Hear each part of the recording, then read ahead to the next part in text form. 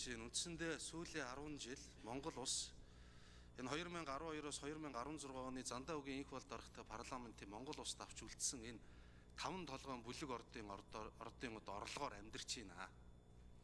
За тэгээд төсвийн өрөөний мэдээллийг харахаар төлбөрийн тэнцэл бол эхний 6 сард бол 462 сая Америк долларын алдагдaltaй байгаа юм. За валютын нөөц бол 304 сая ам доллараар багассан байна. Энд чинь юу гэсэн үг вэ гэвэл доллар өснө, өргөн иргэлээний бараа бүтээгдэхүүний үн өснө, ард түмний амьдрал хүндэрнэ гэсэн үг ээ. Тэгэхээр эх жилийн төсвийн энэ төлбөрийнхээ тэнцэлд юу нь яаж анхаарах гэдэг юм бэ? Тухайлах юм бол дөнгөж сая би 5 толгойн бүлэг ордыг дурдлаа. 5 толгойн бүлэг ордын лицензийн талбай 4.1% эзэлдэг мөртлөө хүрэн нүүрсний 8%, коксч нүүрсний 9%, нийт баталгаатай А нөөцийн 32-оос 34% нөөцийг эзэмшиж байгаа ухаан худгийн орд тэнд үйл ажиллагаа явуулж байгаа Energy Resource компани. Энэ компани гадаадад зарж борлуулж байгаа нүүрсний орлого нь Монгол улсын төлбөрийн тэнцэлд юу нөлөөлж ийн үгүй юу? Энэ төлбөрийн тэнцлээ эрэг болгох дээр өөр ямар нэг арга хэмжээ авах юм уугүй юу? Нэгдүгээр асуулт. Хоёр дахь асуулт. Уржигдар Лондонд энэ оюу толгойн арбитрийн шүүх хурал эхэллээ л дээ. Ковидын үед үндсэндээ 1.80 гаруй төгрөгийг аваад тараацсан. Одоо ингээд шүүх хурал нь явж байна. Үндсэндээ шүүх хурлын явцад нотлогдсон цугларсан нотлохоор нь бүх зүйлээс энэ гэрээ бол ерөөсөө Монгол улсад асар их алдагдaltaй болсон юм байдгийг тодорхой болцсон. Манай Саавгийн Ганбаатар гишүүний 20 жил ярьсан зүйл үнэн болох нь нотлогдсон. Ийм баг. Тэгэхээр хэрвээ энэ арбитрийн шийдвэр Монголын талд ашиггүйгээр гарвал энэ төсөвт чи яаж нөлөөлөх юм? Энэ талын тооцоол байгаа мó? Манай Жавхлан сайд санаачлал гаргаад ажлын хэсэгт бас урьдчилаад энэ асуудлыг шийдвэрлэх тал дээр нэлээд олон алхам төлөвлөлөд явж исэн. Харамсалтай нь энэ арбитрийн хуралдаа тулаад маргаандаа тулчлаа. Энэ асуудлыг урьдчилж ярьж исэн энэ арга хэмжээнүүдээ бидний үед ажлын хэсэг байгуулад явж исэн арга хэмжээнүүдээ авч хэрэгжүүлж болохгүй байсан юм уу? За одоо ингээд нэгэнтээ арбитрийн шүүхийн шийдвэр ингээд эсрэг талд Риогийн санснаар Монголын татварын байгууллагын тавьсан тэр татварыг төлөх үндэслэгүйгээр гарчих юм бол цаашдаа энэ төсөвт чи юу яаж нөлөөлөх энэ тооцоо байна уу? Дээрээс нь оюу толгойн мөнгийг Монголын банкаар дамжуулдаг болъё гэж олон жилийн яриа хэлцэрэнд. Алтан гэрэл гишүүнд 1 минут. Энэ олон жил оюу толгойн мөнгийг Монголын банкаар оруулъя гэдэг чинь ерөөсөө төлбөрийн тэнцэлтийг л сайжруулах гэдсэн зүйл шүү дээ. Энэ зорилт маань одоо мартагдсан уу? Ерөөсөө яриахаа болцсон уу? Бид нар буугаад өгцөн үү? Ер нь цаашдаа төлбөрийн тэнцлээ сайжруулахдаа ямар арга хэмжээ авах вэ гэсэн эдгээр асуултууд хариулт өгнө. Учрал сайд хариулъя. За төлбөрийн тэнцэл алдагдaltaй байна гэдэг бол мэдээж валютын нөөц бууруулахыг л илэрхийлж байгаа. Тэгэхээр төлбөрийн тэнцлийн алдагдал бол мэдээж одоо зөвхөн манахаас гэлтгүү дэлхийн зах зээл дэх нүүрс төмрийн үн буурсантай холбоотой болж байгаа мэдээлэл. Яг хамгийн сүүлд авсан мэдээлэл буюу 25 оны 7 дугаар сарын байдлаар төлбөрийн тэнцэл бол 284 сая Америк долларын алдагдaltaй байгаа. Тэгэхээр засгийн газрын зүгээс бол энэ төлбөрийн тэнцвийг бууруулах үүднээс Алтан гэрэл сайд бидний үед сангийн сайдын ахалж исэн энэ экспортыг нэмэгдүүлэх ажлын хэсэг бол ажиллаж байгаа. Тэгэхээр энэ ажлын хэсгийг бол бас өнгөрсөн хугацаанд ажилуулж энэ экспортыг нэмэгдүүлэх чиглэлээр зохих одоо шийдвэрүүдийг гаргасан. Өнөөдөр бол урсгал тэнцэл бол 7 сарын байдлаар бараг 1.9 тэрбум долларын алдагдал төрсэн. Цаашдаа бол бид нэр хэрхэн одоо энэ валютын нөөцөө хадгалах вэ? Энэ бууруулахаас сэргийлэх вэ гэдэг бол хамгийн их чухал. Тэгээ үүнийг хийхин тулд мэдээж нүүрсээ бол бид нэр одоо биржээр арилжаалах хэрэгтэй. Биржээ бол одоо сайн дэмжих хэрэгтэй. За зис төмөр алт гээд одоо үнэн бас өсөж байгаа хүлээлттэй байгаа энэ бүтээгдэхүүнүүдийг бол экспортлох чиглэл рүү хандуулна. За мэдээж одоо бусад одоо газрын ховор ашиглах чиглэлээр бол арга хэмжээнүүдийг бол авч байна. Тэгээ өмнөх засгийн газрын үед хэрэгжүүлж исэн ажил бол бас үргэлжилж байгаа. За ер нь бол биржийн хуулийг бол бид нар ягштал мөрдөх ёстой. Тийм учраас биржийн хуулиа ягштал мөрдөнө. За дээрээс нь бол мэдээж энэ валютын нөөцөө хадгалахын тулд зайлшгүй одоо хоёр дахь арга бол гадаадын хөрөнгө оруулалт. Тэгэхээр гадаадын хөрөнгө оруулалтыг татах, гадаадын хөрөнгө оруулалтыг нэмэгдүүлэхийн тулд бол гадаадын хөрөнгө оруулалтын хуулийг Legal Info дээр тавьсан. За үүнтэй холбогдуулаад эдийн засгийн эрхчлөөний хууль бас одоо олон нийтээр хилцүүлэг явуулж байна. Ингээд их хурлд оруулж ирээд гадаадын хөрөнгө оруулалтаа батлаад арга механизмыг тодорхой болгоод хөрөнгө оруулагчдаа хамгаалдаг, хөрөнгө оруулагчдын эрх ашигыг одоо зөрчихгүй байх чиглэлээр бол одоо ажиллах ёстой. Ингэж л одоо энэ цаашдаа төлбөрийн тэнцлээ сайжруулж явах нь бол дамжиггүй.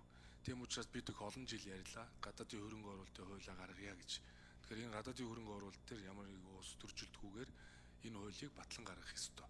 За ингэж иж урагшлана. За мэдээж одоо энэ чинь экспорт дээр ч тэр импорт дээр ч тэр засгийн газрын зүгээс бол чөлөөт худалдааны хэлэлцээрүүдийг зөв явуулах чиглэлээр бол ажлуудыг өрнүүлж байна. Сая 200 сая хүнтэй зах зээл дээр бүтээгдэхүүнүүдээр гаргах гайлын тарифыг одоо харилцан хөнгөлөх чиглэлээр Евроазтай гэрээнд бол гарын үсэг зурсан. За одоо 5 парламентаар орно. Дээрээс нь Японд байгуулсан чөлөөт худалдааны хэлэлцээрийг бол эргэж харж сайжруулах, зарим бүтээгдэхүүнүүдийг хасах, зарим бүтээгдэхүүнүүдийг нэмэх ийм шаардлагатай бол ажлууд бол биднийг бас хүлээж байна. За мөн боловсрол үйлдвэрүүдэд дэмжихээс өөр арга зам байхгүй. Тийм учраас гангийн үйлдвэр, за одоо энэ зэс боловсруулах үйлдвэр, за алдсан зөвшөөрлөх үйлдвэр гэдэг энэ боловсруулах үйлдвэрүүдэд дэмжих чиглэл рүү анхаарлаа хандуулад ажлуудыг нь одоо хариуцаад явж байна. За мөн одоо энэ төлбөрийн тэнцэл сайжруулах дээр бол за экспорт, импорт дээр бол шаардлагатай одоо богино хугацаанд хийж хэрэгжүүлэх арга хэмжээнүүдийг бол шатлалтай хийгээ явж байгаа. Баялагын сан дээр бол өнгөрсөн хугацаанд хийж исэн ажлууд үргэлжилж Бямцог сайд одоо энэ хэлэлцээрүүдийг бас ахлаад ажлуудыг бас явуулж байгаа. Тэр ухаан удгийн асуудал төр чирэг хэлэлцээр эхэлж байгаа гэдгийг хэлье.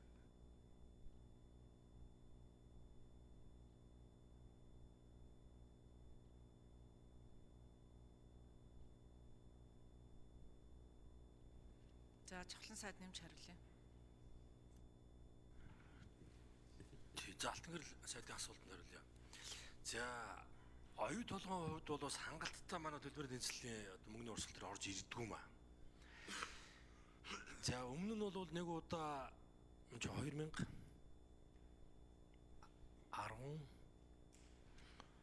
өмнөх нь олон улсын валютын сангийн хөтөлбөрийн үед шүү дээ 17 оны үед нэг удаа тогтоол ороод за мөх одоо мөнгө урсгал нь Монголын банкудаар, санхүүгийн байгууллагуудаар явуулъя гэдэг ийм заалт орсон боловч хурал дээр дэмжигдэг гарсан.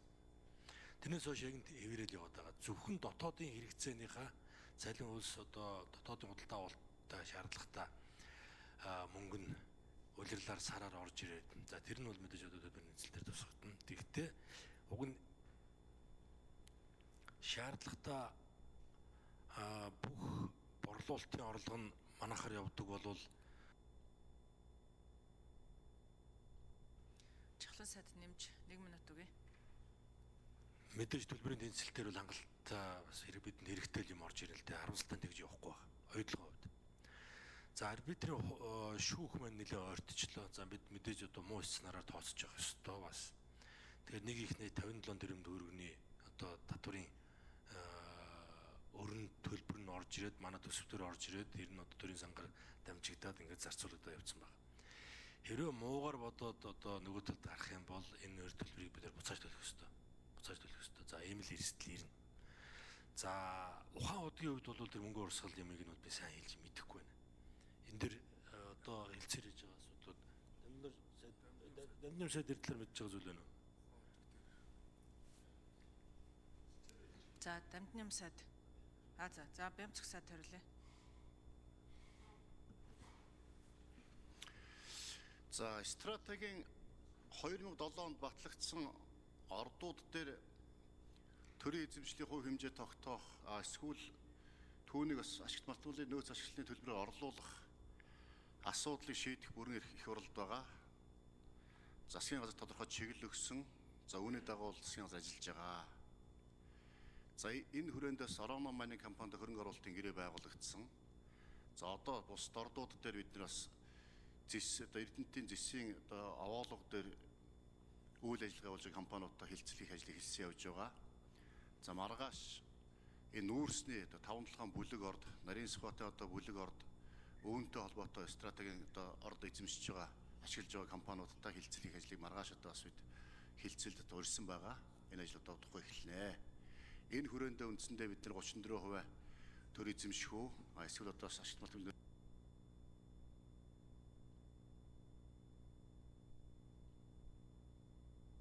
За Бямцэг сайд нэмж хариулъя. Тэгэхээр стратегийн ордын 34%-ийг төрд авах, эсвэл ашиглалт төлөвлөлтийн нөөц ашиглалтын төлбөрөөр орлуулах. За ингэснээр үндэсний баялагын сан одоо өсгөж арвижуулах. За үүнтэй холбоотойгоос ард иргэд бас байгалийн баялаг өгөөжийг хүртэх үндсэн хуулийн заалтыг амилуулж хэрэгжүүлэх. Энэ бодлогыг бас өмнөх засгийн газрын үед явуулж байсан. Одоо ч яг энэ бодлого үргэлжлүүлж байгаа. Нэлээд одоо бас эрчимтэй бас ажиллахаар энэ ондоо багтаагаад тодорхой бас үр дүн гаргахаар бид ажиллаж байгаа. За стратегийн ордуудын хил заагтай холбоотой асуудлаар аж үйлдвэр иргэд соёлын сайдаар ахлуулсан ажлын хэсэг гарч ажиллаж байгаа. Энэ дээрс Дамдны сайд нэмэлт мэдээлэл өгөх үү?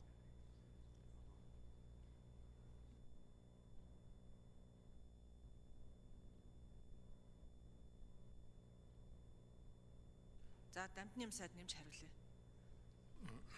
За би аж үйлдвэр эрсвэлгийн яамны одоо хамгийн сүүлд хийсэн 22 оны 6 дугаар сард хийсэн одоо улсын нөөцийн нэгдсэн тоо бүртгүүлсэн буюу техник эдийн засгийн үндэслэлийг одоо ухаан удаг уурхаан тухайд гаргаж өгье. Ухаан удгийн орд гэж бол байдаггүй, 5 толгой орд гэж байдаг.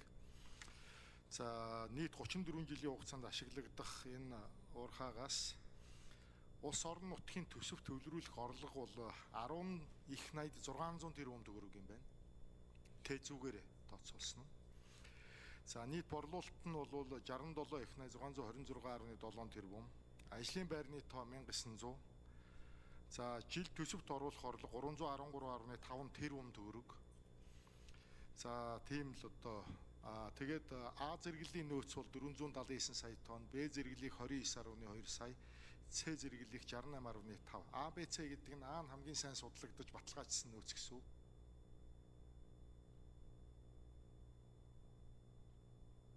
Алтан гэрэл гишүүн нэмж тодруулъя. Энэ нөгөө төлбөрийн тэнцэл ярьж байгаа учраас би асуугаад байгаа юм л да. Тэгээд түрүүнд нь засгийн газраас байгуулагдсан ажлын хэсэг энэ 5-7 орд газартай холбогдох бүх бичиг баримтуудыг цуглуулад шинжээчийн дүгнэлт гаргаад холбогдох статистик тоо баримт мэдээлэл гаргаад гарын авлах хэвлүүлсэ бүх гишүүдэд хараасан. Заавсан зарим нэг хэвлэл мэдээлэл өгсөн. Харамсалтай нь өнөөдөр энэ хүрээнд цугларсан баримтаар лицензийн талбайн 4% боловч хөрөн нүүрсний 8, коксчих нүүрсний 9%, нийт баталгаач сая Дамдны яам сайд хэлдэг А нөөцийн 32-оос 34%-ийг эзэмшдэг. Энэ талбай дээр үйл ажиллагаа явуулж байгаа компани орлого Монгол улсын төлбөрийн тэнцэл нөлөөлж ийнэг үү гэдэг энэ танхимд хариулах хүн байхгүй шүү дээ. Тэр энэ асуудал дээр анхаармаар байна. Энэ асуудлаа шийдвэрлэмээр байна шүү гэж захиж хэлье.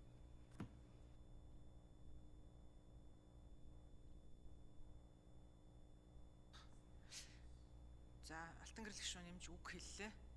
Улсын хурлын гишүүн Хөрлөбаатарын Баасан Жаргал.